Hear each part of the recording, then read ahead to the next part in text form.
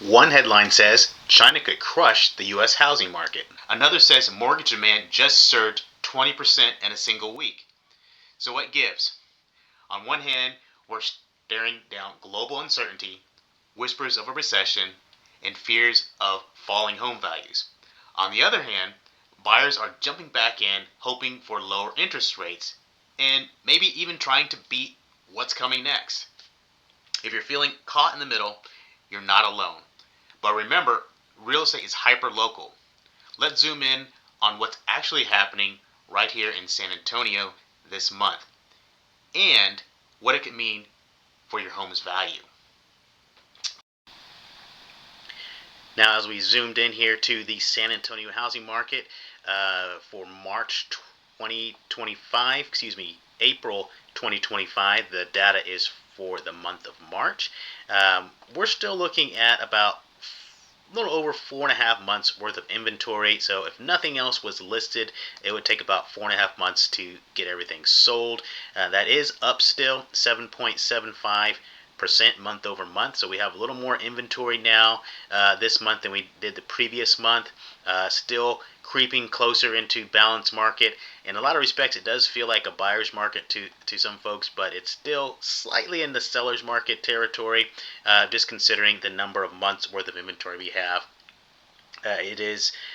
We are looking at homes getting sold that are priced correctly, about 97.5% of the list price. So sellers are still getting close to 100%, but they're giving up about 2.5% typically on that list price.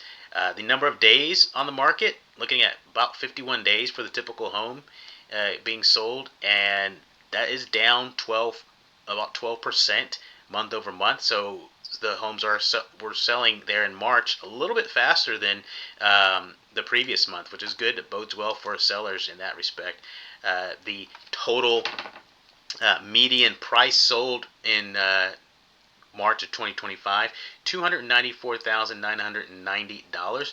That is up 6% month over month. Home values. Now, this is a lagging indicator, so it doesn't quite match up with the last slide we looked at.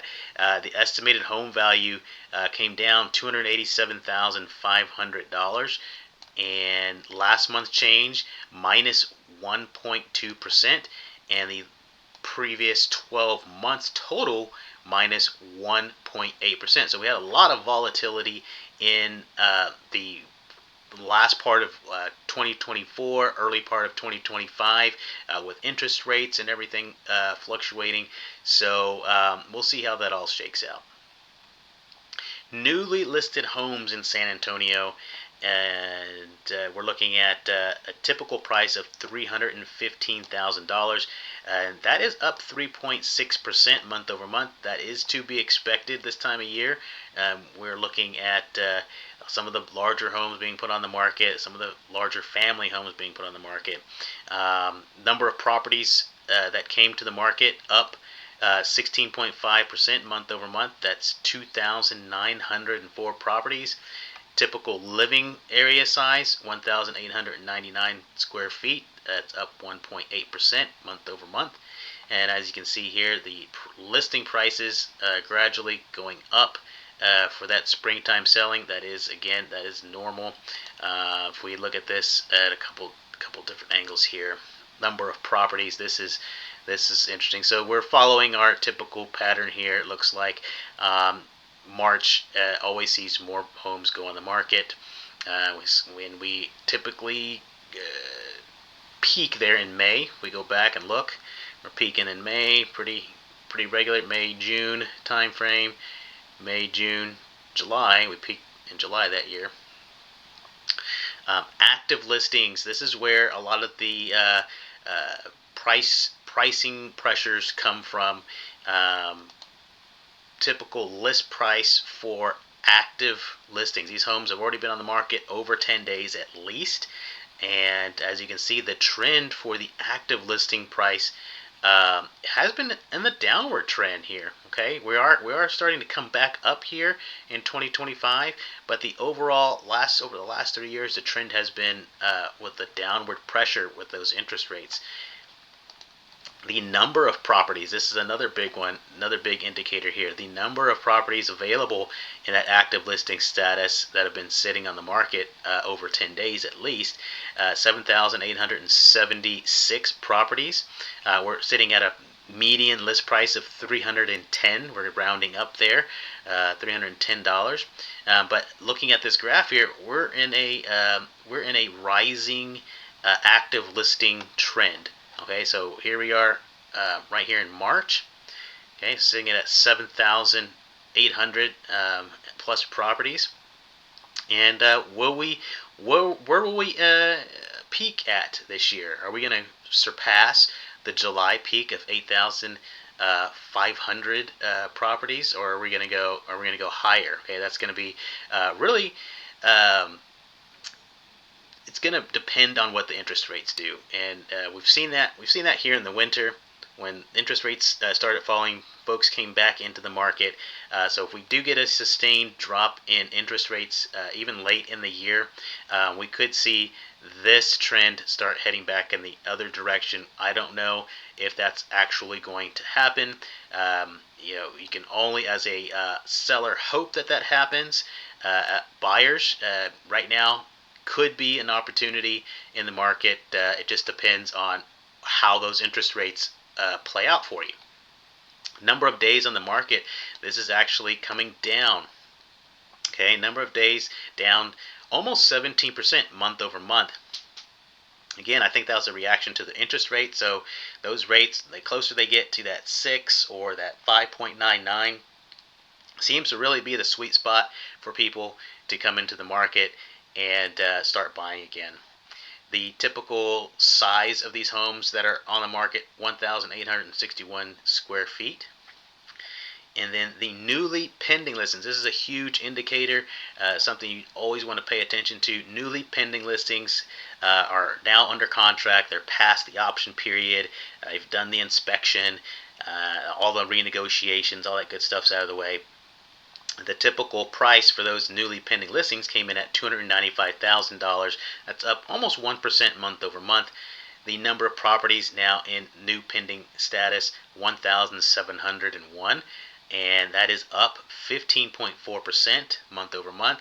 The number of days on market for these new pending listings, 39 days. So the most recent homes sold in under contract rather in pending status in March 2025 at 39 days, and that's down 20%. So all these sellers here, good job getting your home priced well and under contract.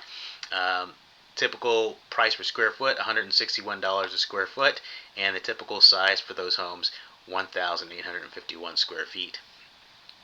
Now, as far as trends go, we're kind of all over the place here, but it is kind of a downward trend over the last few years, and so we've softened. If we zoom out to from 2020 to 2025, okay, we've softened here at the end here.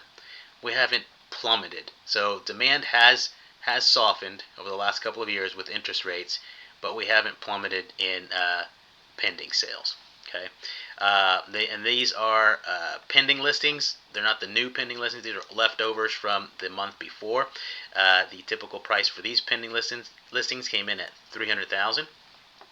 Number of properties at pending status, 2,092. That's up 13.2%. So they both new pending and pending listings are showing me some activity.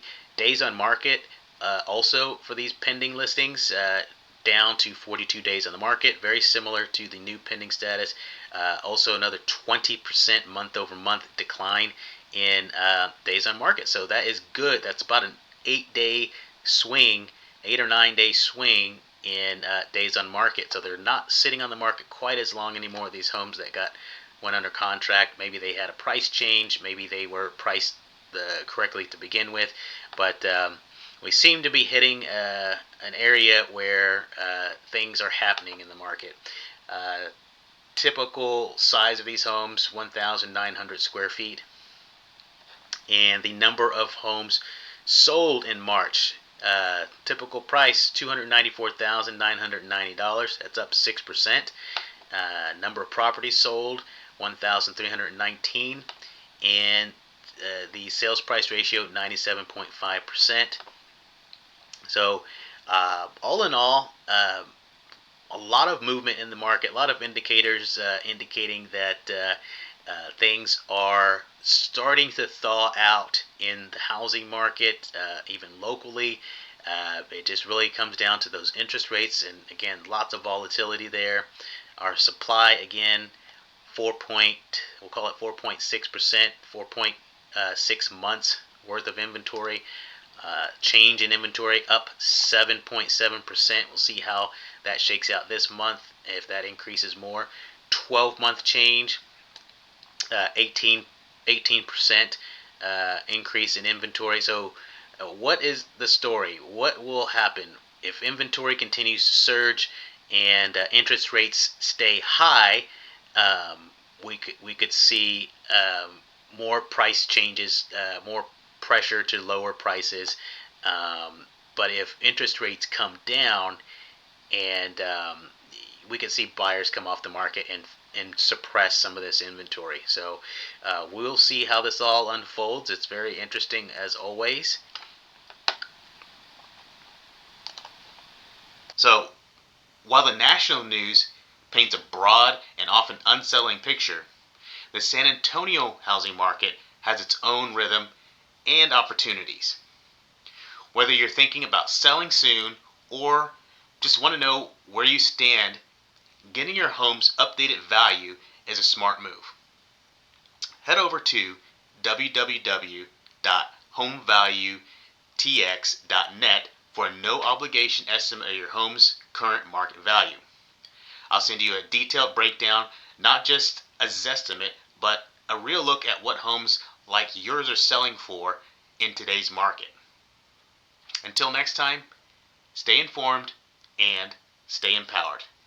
This is Krishna Perkins. See you on next month's update.